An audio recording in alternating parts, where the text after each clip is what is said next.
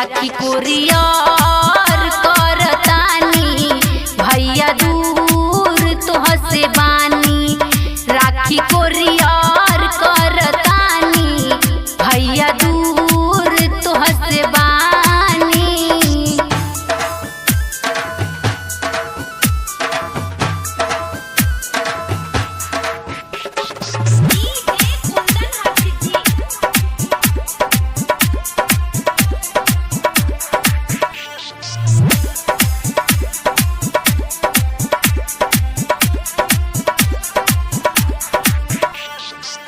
बहिनी के प्यार ये भैया जान भुलैहा, भेजतानी राखी ओके जरूर अपनैहा। बहिनी के प्यार ये भैया जान भुलैहा, भेजतानी राखी ओके जरूर अपनैहा। कबो पड़े नाही भैया दुश्मन के नजरिया, करिह भारत माँ के रक्षा इहे बा हाथ जोड़िया।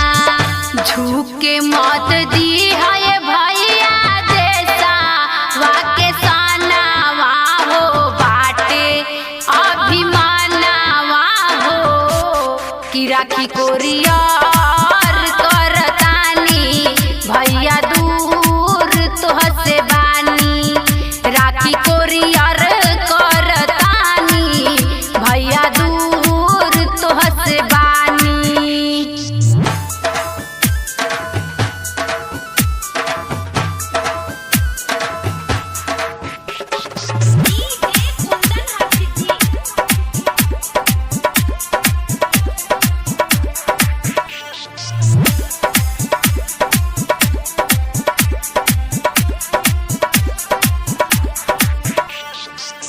बोझ मजबूरी अपना बहिनी के भैया, देहल सोह के सासत पाकिस्तानी मुदैया।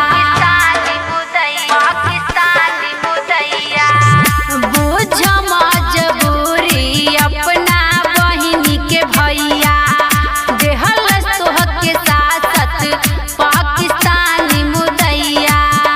बहिन पुष्पा करेली भैया तोहसे निहोरिया, मरिह सोनू तू दुश्मन के सरहद के भितरिया।